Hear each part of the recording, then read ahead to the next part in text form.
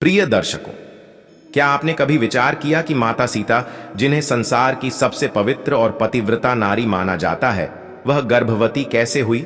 क्या यह एक सामान्य घटना थी या इसके पीछे कोई ऐसा रहस्य छिपा है जो सुनकर आप आश्चर्यचकित हो जाएंगे? वह नारी जिसे स्वयं धरती माता ने जन्म दिया, जिसका हरण रावण जैसे शक्तिशाली राक्षस ने किया और जिसके पति स्वयं भगवान विष्णु के अवतार श्री राम थे, क्या वह बिना अपने पति के गर्भवती हो सकती है? आखिर माता सीता, जिन्हें राजा जनक ने खेत में हल जोतते समय पाया था, ऐसी दिव्य नारी का गर्भधारण कोई साधारण घटना कैसे हो सकता है? दर्शकों, यह कितनी आश्चर्यजनक बात है कि भगवान राम की पत्नी माता सीता बिना उनके साथ रहस्यमयी ढंग से गर्भवती हुई। उनके कितने पुत्र हुए, कैसे हुए? इन सवालों ने आज भी समाज में कई चर्चाएं और जिज्ञासाएं जन्म दी हैं। प्रिय दर्शकों, यह केवल एक सामान्य गर्भधारण की कहानी नहीं है। यह उस नारी की कथा है जिसे धरती माता ने अपनी गोद से प्रकट किया।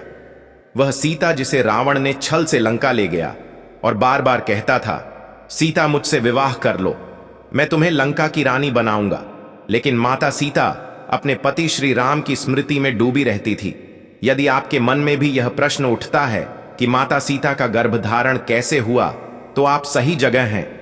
आज इस रहस्य से पर्दा उठेगा और ऐसे तथ्य सामने आएंगे जो आपको सोचने पर मजबूर कर देंगे।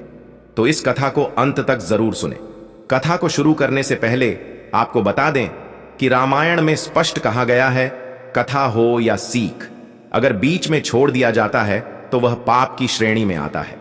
इसलिए आपसे निवेदन है कि कथा को अंत तक पूरा जरूर सुने। प्रिय दर्शकों, सूरजपुर नाम के एक गांव के पास एक घना जंगल था जहां अनेक प्रकार के पशु पक्षी निवास करते थे। इस जंगल के किनारे एक छोटी सी कुटिया में एक विधवा स्त्री रहती थी जिसका नाम था कल्याणी। कल्याणी की उम्र लगभग 25 से 30 वर्ष के बीच थी। उसका पति 1 वर्ष पहले एक भयानक बीमारी के कारण इस दुनिया से चला गया था। कल्याणी के पास अब कोई सहारा नहीं था। वह जंगल से लकड़ियां इकट्ठा करती और गांव में सिलाई बुनाई का काम करके किसी तरह जीवन यापन करती थी। वह सुंदर थी, पर उसकी आंखों में गहरा दुख छिपा था, क्योंकि गांव वाले उसकी सुंदरता के पीछे उसके अकेलेपन का उपहास करते थे। पर कल्याणी ने कभी किसी की बात का बुरा नहीं माना। उसके लिए जीवन का अर्थ अब केवल रोजमर्रा की जरूरतें पूरी करना और दिन काटना ही रह गया था। एक दिन कल्याणी जंगल में लकड़ियों इकट्ठा कर रही थी, तभी पास के एक पेड़ से एक बड़ा सा बंदर नीचे उतरा और उसके सामने आकर बैठ गया। कल्याणी उसे देखकर थोड़ा डर गई, पर जब बंदर ने कोई आक्रमण नहीं किया और बस एक तक उसे देखता रहा तो वह शांत हुई। कल्याणी ने धीरे धीरे उससे नजरें मिलाई और कहा, तू कौन है, क्या चाहता है? इतना कहते ही बंदर ने सिर झुका लिया, जैसे उसकी बात समझ में आ गई हो। कल्याणी हल्के से मुस्कुराई और अपने काम में लग गई। बंदर वहीं बैठा रहा और उसे देखता रहा।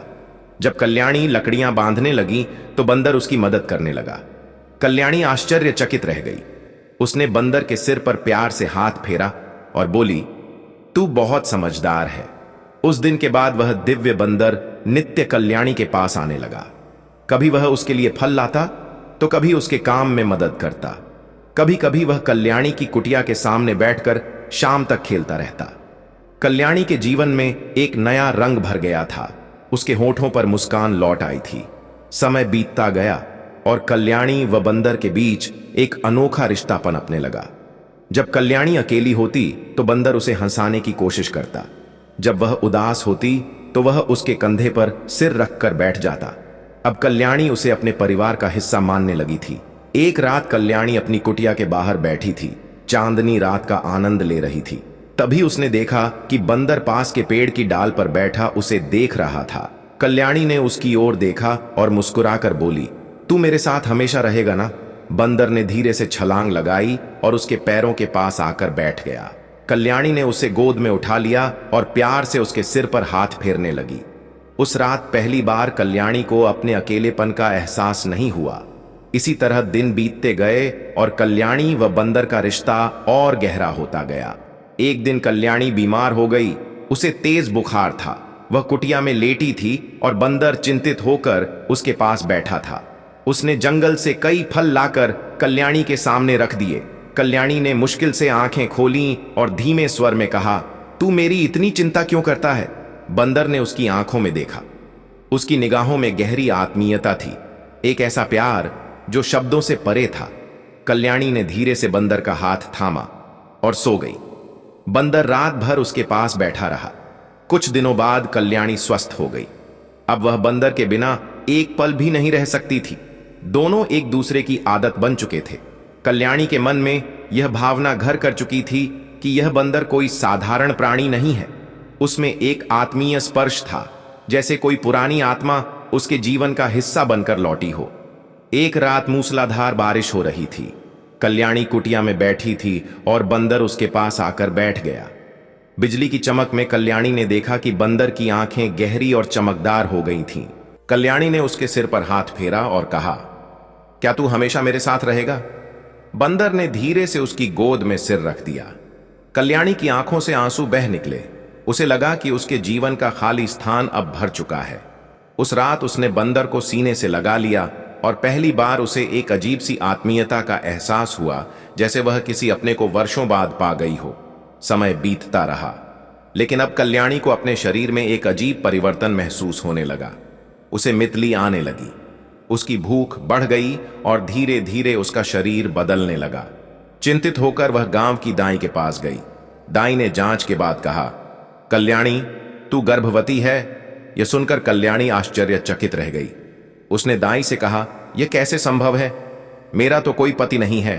दाई ने उसकी आंखों में देखा और शांत स्वर में बोली, पर यह सत्य है बेटी। कल्याणी उलझन में पड़ गई। वह लौटते हुए सोचने लगी, क्या यह संभव है? उसे वह रात याद आई जब उसने बंदर को अपनी गोद में सुलाया था और उसे एक विचित्र शांति व गहन आत्मीयता का एहसास हुआ था। क्या यह संभव है कि बंदर ही उसकी कोख का कारण हो? यह सोचकर वह डर गई और उलझन में पड़ गई। अब कल्याणी हर दिन बंदर को देखती, पर उसके मन में भय और संकोच घर कर चुका था। बंदर पहले की तरह उसके आसपास रहता, उसकी मदद करता, कभी फल लाता, कभी लकड़ियां इकट्ठा करता। पर कल्याणी के मन में कई प्रश्न मंडराने लगे थे। क्या यह प्रेम था या कोई चमत्कार या फिर कोई अभिशाप? क्या यह बंदर वास्तव में साधारण प्राणी था या कोई देवता था या कोई शापित आत्मा? कल्याणी इन प्रश्नों से घिरी थी, पर उसके पास कोई उत्तर नहीं था। वह गहरे द्वंद्व में उलझ चुकी थी। गर्भ ठहरना कोई साधारण बात नहीं थी। धीरे धीरे यह बात गांव में फैल गई कि कल्याणी गर्भवती है। गांव की औरतें और मर्द उसके बारे में तरह तरह की बातें करने लगे। एक विधवा के पेट में बच्चा, यह कैसे हो सकता है? जरूर यह कोई पाप है। कहीं जंगल का कोई राक्षस तो इसके सपनों में नहीं आता। कल्याणी इन बातों से परेशान थी। वह जानती थी कि उसने किसी पुरुष के साथ कोई संबंध नहीं बनाया था, फिर भी यह गर्भ कैसे संभव था? उसे बार बार वही रात याद आती थी जब मूसलाधार बारिश में उसने बंदर को अपनी गोद में सुलाया था। उसके बाद ही उसके शरीर में बदलाव शुरू हुए थे। एक दिन कल्याणी कुटिया के बाहर बैठी थी। बंदर पास के पेड़ की डाल पर बैठा उसे देख रहा था। कल्याणी ने उसकी ओर देखा और पूछा, क्या तू जानता है कि मेरे साथ क्या हो रहा है? बंदर टकटकी लगाकर उसकी आंखों में देखने लगा। उसकी आंखों में वही गहरी चमक थी जो उस बरसात की रात थी। आंसुओं से भरी कल्याणी ने कहा, मैंने तुझसे प्रेम किया है, पर यह कैसे संभव है कि तू मेरे गर्भ का कारण बन गया? जब गांव वालों को पता चला कि कल्याणी गर्भवती है तो हलचल मच गई। पंचायत ने कल्याणी को बुलाया। मुखिया ने कड़े स्वर में पूछा, कल्याणी, सच सच बता, तेरे गर्भ का पिता कौन है? कल्याणी सिर झुकाए खड़ी रही। कुछ क्षणों बाद उसने धीमे स्वर में कहा, मुझे नहीं पता। पंचायत के लोग बोले, तू झूठ बोल रही है। बिना किसी के संयोग से गर्भ कैसे ठहर सकता है? कुछ औरतों ने कहा, जरूर इसका किसी के साथ गुप्त संबंध रहा होगा। कल्याणी ने साहस जुटाकर कहा, मेरे जीवन में कोई पुरुष नहीं आया, पर एक बंदर है जो हर दिन मेरे साथ रहता है, मेरी सहायता करता है, मेरा सहारा है। मुखिया हंसते हुए बोला, क्या तू कह रही है कि तुझे एक बंदर से गर्भ ठहरा है? गांव वाले जोर जोर से हंस पड़े, पर कल्याणी के चेहरे पर गंभीरता थी। उसने कहा, मैंने कभी किसी से कोई संबंध नहीं बनाया। मैं भी नहीं जानती कि यह कैसे हुआ, पर यह सच है कि जब से यह बंदर मेरी कुटिया में आया है, मेरा जीवन बदल गया है। गांव वालों ने कल्याणी को अकुनी और कलंकित मान लिया। औरतों ने उससे बात करना बंद कर दिया। बच्चे अब उसकी कुटिया के पास खेलने नहीं आते थे। कल्याणी पूरी तरह अकेली पड़ चुकी थी। उसके मन में अब केवल एक डर था, कैसे वह इस दुनिया में अपने बच्चे के साथ जिएगी। उसने एक छोटी सी कुटिया बना ली थी, पर डर उसे रोज रात को जगाए रखता था। वह जागती रहती, अपने पेट पर हाथ फेरती और महसूस करती कि उसके गर्भ में पल रही संतान की हरकतें बढ़ रही हैं। फिर भी उसका मन असमंजस में था, बेचैन था। एक दिन वह अकेली कुटिया में थी, तभी वहीं बंदर आया और धीरे से उसके सामने घुटनों पर सिर रख दिया। कल्याणी ने उसकी आंखों में देखा और पूछा, क्या तू मुझसे कुछ छिपा रहा है? बंदर ने उसकी आंखों में गहरी नजर डाली। अचानक उसकी आंखों से आंसू टपक पड़े। कल्याणी चौंक उठी। तू रो रहा है? बंदर ने धीरे से उसका हाथ पकड़ लिया। कल्याणी ने महसूस किया कि इस मूक प्राणी में भी गहरी आत्मीयता छिपी है, पर इससे पहले कि वह कुछ और समझ पाती, बंदर अचानक उठ खड़ा हुआ और जंगल की ओर चल पड़ा। कल्याणी ने आवाज लगाई, कहां जा रहा है? रुक! पर बंदर ने पलटकर नहीं देखा। कल्याणी आश्चर्यचकित होकर वहीं बैठ गई। अगले दिन गांव में एक सिद्ध महात्मा आए। लोगों ने महात्मा को कल्याणी की स्थिति के बारे में बताया। महात्मा ने कल्याणी को अपने पास बुलाया। उन्होंने उसकी ओर देखा और कहा, तेरे गर्भ में जो संतान पल रही है वह कोई साधारण बच्चा नहीं है। यह किसी विशेष आत्मा का परिणाम है। क्या तुझसे कोई पशु जुड़ा है? कल्याणी ने सिर झुकाकर धीरे से कहा, हां, एक बंदर मेरे जीवन में आया था। वह मेरी देखभाल करता था, पर अब वह चला गया है। संत ने गहरी सांस लेते हुए कहा, यह कोई साधारण बंदर नहीं था, यह एक दिव्य आत्मा थी। किसी अर्षि के श्राप के कारण उसे बंदर का रूप मिला था, पर जब उसने तुझसे प्रेम का अनुभव किया तो उसका श्राप टूट गया। कल्याणी विस्मय से साधु महाराज की ओर देखने लगी। क्या यह संतान सच में दिव्य है? साधु ने गंभीर स्वर में कहा, हां, यह संतान मनुष्य और पशु के प्रेम की संतान है, पर इस संतान के जन्म के साथ एक बड़ा संकट भी आएगा। यह संतान अपने अस्तित्व के लिए कठोर संघर्ष करेगी। कल्याणी ने भय से कांपते हुए पूछा, यह कैसा संकट है महात्मा जी? साधु ने उत्तर दिया, यह संतान विशेष शक्तियों से संपन्न होगी, पर उसे पाने के लिए अंधकार की शक्तियां भी सक्रिय हो जाएंगी। तुझे अपनी संतान की रक्षा के लिए हर संभव प्रयास करना होगा। कल्याणी की आंखों में डर और आशंका साफ झलक रही थी। उसने पूछा, पर वह बंदर कहां गया? साधु ने कहा, वह अब अपने वास्तविक स्वरूप में लौट चुका है। उसने देवत्व को प्राप्त कर लिया है, पर जब संकट आएगा वह अवश्य लौटेगा और तुझे सहायता करेगा। समय बीतता गया। कल्याणी के गर्भ का आकार बढ़ता गया। गांव वाले अब भी उसे संदेह की दृष्टि से देखते थे, पर कल्याणी के मन में अब एक नई शक्ति आ चुकी थी। उसे पूरा विश्वास था कि वह अपने बच्चे की रक्षा कर सकेगी। एक दिन कल्याणी जंगल में लकड़ियां इकट्ठा करने गई। तभी घने पेड़ों के बीच से एक डरावनी आवाज आई। कल्याणी ने देखा कि सामने एक विशाल काला नाग फन फैलाए खड़ा था। डरते हुए कल्याणी पीछे हटना चाही, पर नाग उसकी ओर बढ़ने लगा। घबराकर उसने आंखें बंद कर ली। तभी हवा में हलचल हुई। जब कल्याणी ने आंखें खोली तो देखा कि सामने वही बंदर खड़ा था। इस बार उसकी आंखों में तेज चमक थी। वह काले नाग की ओर उछला और जोर से धक्का दिया। नाग ने फुफकार मारी और अंधकार में गायब हो गया। कल्याणी कांपती हुई बंदर की ओर देख रही थी। बंदर ने उसकी आंखों में देखा। वही आत्मीयता झलक रही थी, पर इससे पहले कि कल्याणी कुछ कह पाती, बंदर फिर से जंगल की ओर भाग गया। कल्याणी अब समझ चुकी थी कि उसका गर्भ कोई साधारण संतान नहीं था, वह एक दिव्य शक्ति का प्रतीक था। बंदर का अचानक प्रकट होना और नाग से उसकी रक्षा करना इस बात का प्रमाण था कि कुछ बड़ा घटित होने वाला था। फिर भी कल्याणी के मन में संशय था, क्या वह बंदर सचमुच एक दिव्य आत्मा था? अगर वह किसी अर्षि का अवतार था तो वह मुझसे दूर क्यों चला गया? और वह नाग कौन था? इन अनसुलझे प्रश्नों के कारण कल्याणी की बेचैनी बढ़ती जा रही थी। गर्भ का समय अब पूरा होने वाला था।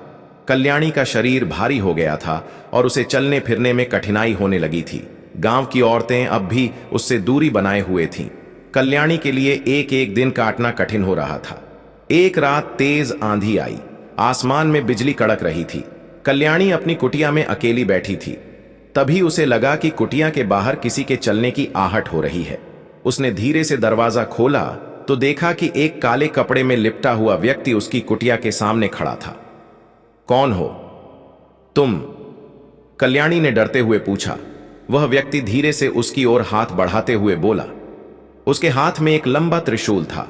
उसके चेहरे पर एक अजीब सी चमक थी, पर उसकी आंखों में क्रूरता छलक रही थी। तूने जो गर्भ धारण किया है वह साधारण नहीं है, वह शक्ति का प्रतीक है। मैं उसे लेने आया हूं, वह बोला।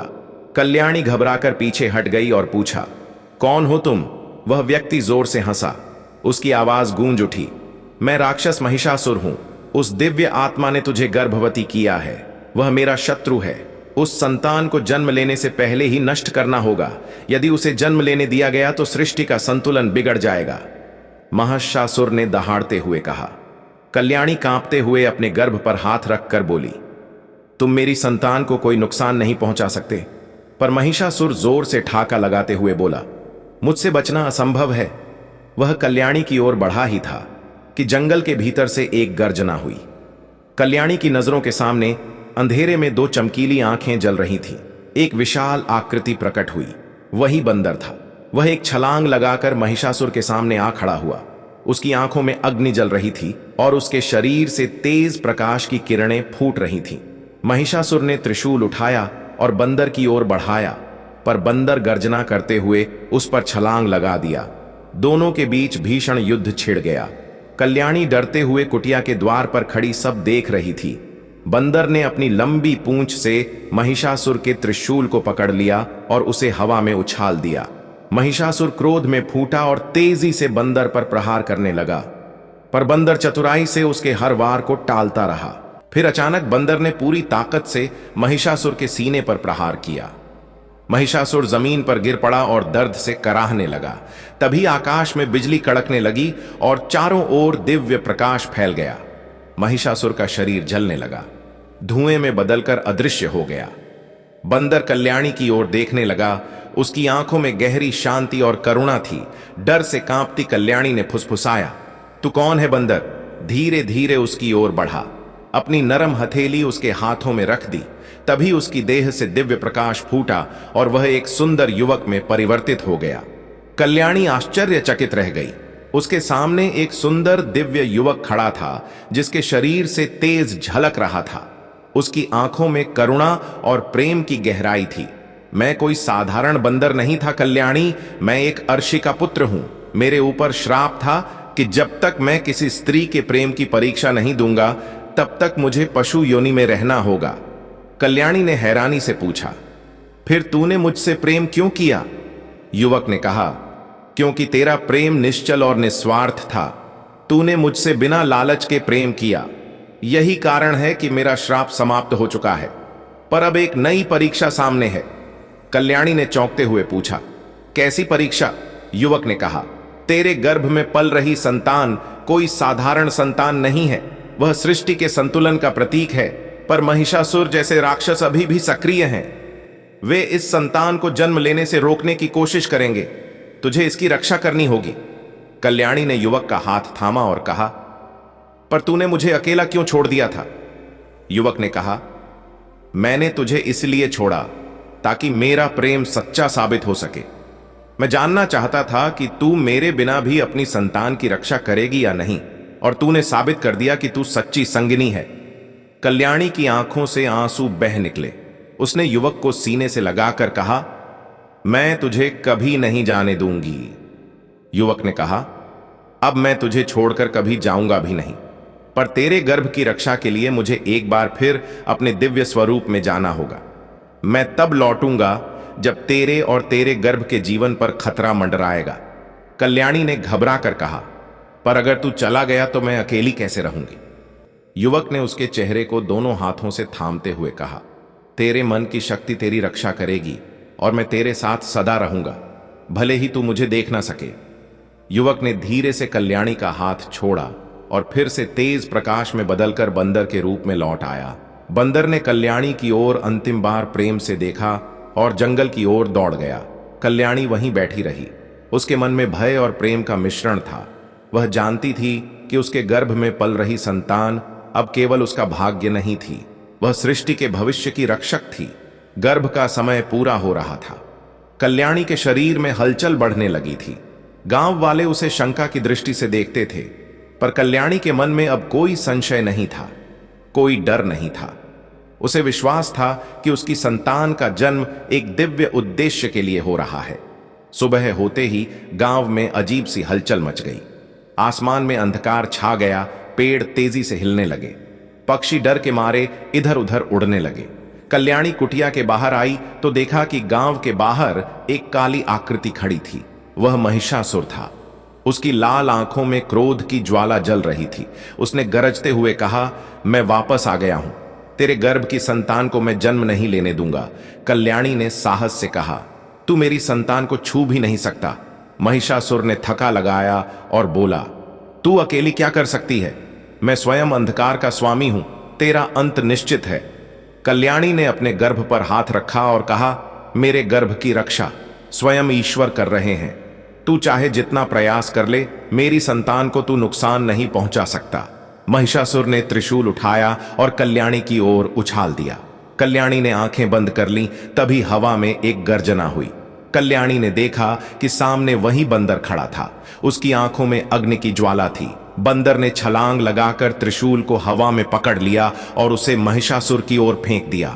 त्रिशूल महिषासुर के सीने में धंस गया और वह दर्द से चीख उठा।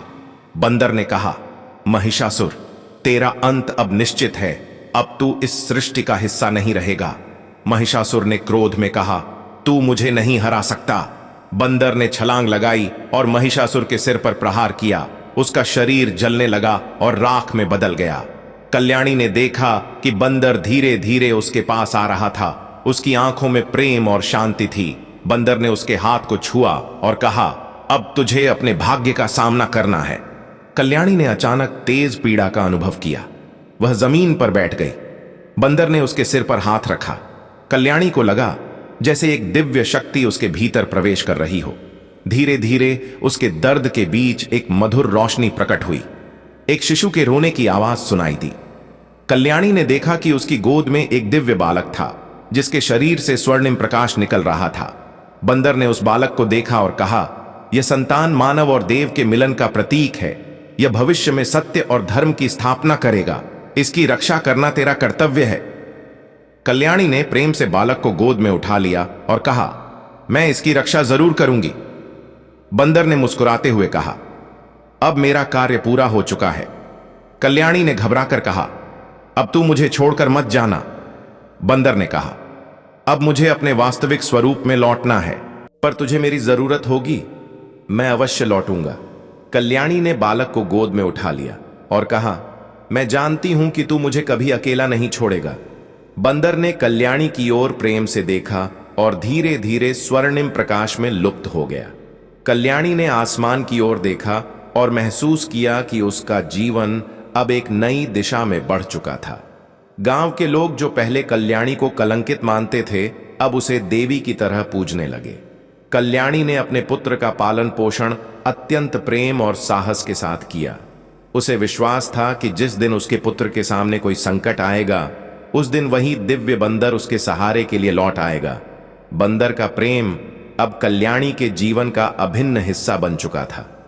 इस तरह यह कथा प्रेम और दिव्यता का प्रतीक है, जो युगों युगों तक लोगों को प्रेरित करती रहेगी।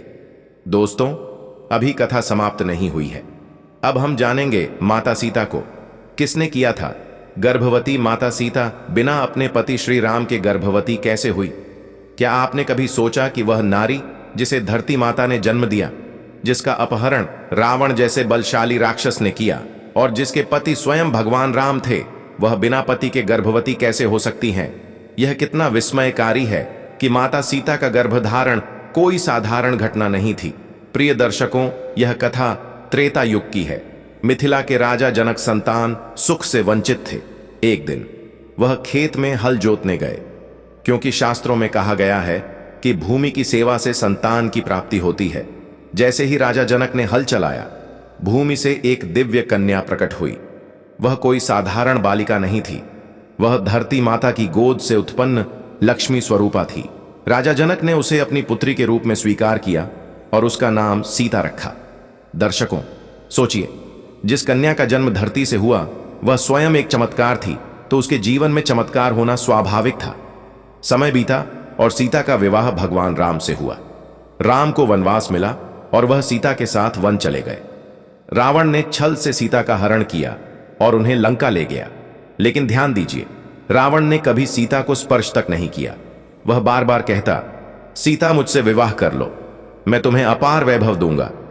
पर सीता अडिग थी, वह केवल राम की स्मृति में लीन रहती थी। रावण के सारे प्रयास उनकी पतिव्रता शक्ति के आगे विफल हो गए। अंततः श्री राम ने रावण का वध किया और सीता को वापस लाए। लेकिन समाज क्रूर होता है। कुछ लोगों ने सीता की पवित्रता पर सवाल उठाए।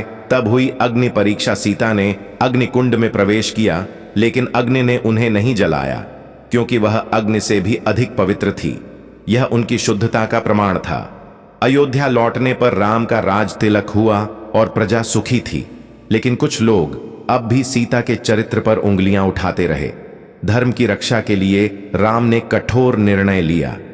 सीता का त्याग सोचिए, उस नारी पर क्या बीता होगा जो धरती से जन्मी थी, जिसने अपने पति के लिए अग्नि परीक्षा दी थी। सीता अकेली थी, लेकिन महर्षि वाल्मीकि ने उन्हें अपने आश्रम में आश्रय दिया। अब आता है वह रहस्य जिसका उत्तर आप जानना चाहते हैं। माता सीता गर्भवती कैसे हुई? कई लोग सोचते हैं कि यह एक सामान्य शारीरिक प्रक्रिया थी, लेकिन यह सत्य नहीं है। वाल्मीकि रामायण, पद्म पुराण और अन्य ग्रंथों के अनुसार सीता का गर्भ धारण एक दैवीय चमत्कार था। जैसे श्री राम विष्णु के अंश से पृथ्वी पर अवतरित हुए थे, वैसे ही सीता के गर्भ में राम का तेज प्रवेश कर गया। कहा जाता है कि राम ने सीता के वियोग में उनकी निरंतर आराधना की और उस आराधना से उत्पन्न तेज वायु के माध्यम से सीता के गर्भ में समाहित हो गया। यह कोई सांसारिक प्रक्रिया नहीं, बल्कि ईश्वरीय कृपा थी। उसी प्रकार जैसे कुंती को नारद मुनि के श्राप से सूर्यपुत्र कर्ण प्राप्त हुआ था, वैसे ही सीता के गर्भ से 2 पुत्र जन्मे, लव और कुश।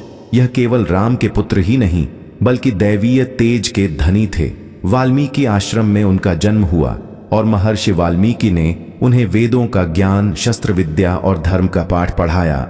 दोनों बालक बचपन से ही साहसी और तेजस्वी थे। उधर अयोध्या में राम राज्य फल फूल रहा था, लेकिन राम का हृदय सीता की याद में व्याकुल रहता था। एक दिन राम ने अश्वमेध यज्ञ का आयोजन किया। यज्ञ का घोड़ा वाल्मीकि के आश्रम पहुंचा। लव और कुश ने उसे पकड़ लिया। राम के सैनिक हार गए। अंततः राम स्वयं युद्ध भूमि पर आए। जब उन्होंने दोनों बालकों को देखा तो उनका हृदय पिघल गया। महर्षि वाल्मीकि ने परिचय कराया, राम, यह तुम्हारे पुत्र हैं। राम की आंखों से अश्रु बह निकले। सीता भी वहां आई, लेकिन उन्होंने धरती माता से प्रार्थना की, मां मुझे अपनी गोद में ले लो। धरती ने द्वार खोला और सीता उसमें समा गई। दर्शकों, यह कथा केवल गर्भधारण की नहीं, बल्कि त्याग, धर्म और सतीत्व की है। यह दर्शाती है कि एक पतिव्रता नारी की शक्ति क्या होती है। माता सीता के गर्भधारण में कोई दोष नहीं था, कोई कपट नहीं था। यह एक दैवीय संयोग था जो केवल ईश्वर की इच्छा से संभव हुआ। प्रिय दर्शकों, यदि आपको यह रहस्यमयी और प्रेरणादायक कथा पसंद आई तो कृपया इसे लाइक करें और हमारे चैनल ज्ञानवर्धक सच्चा ज्ञान को सब्सक्राइब करें।